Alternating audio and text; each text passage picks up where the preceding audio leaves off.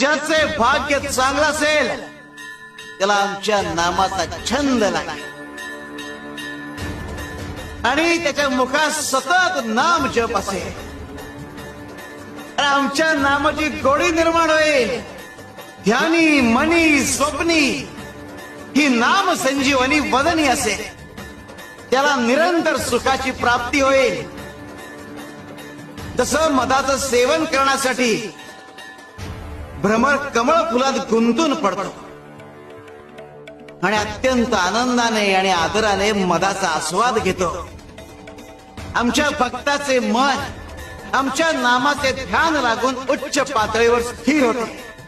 मन नामात एकाग्र होईल. त्याची चंचलता नाहीशी होईल आणि त्याचे उन्मन होईल.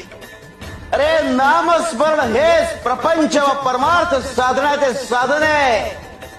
शिवाय शंकर.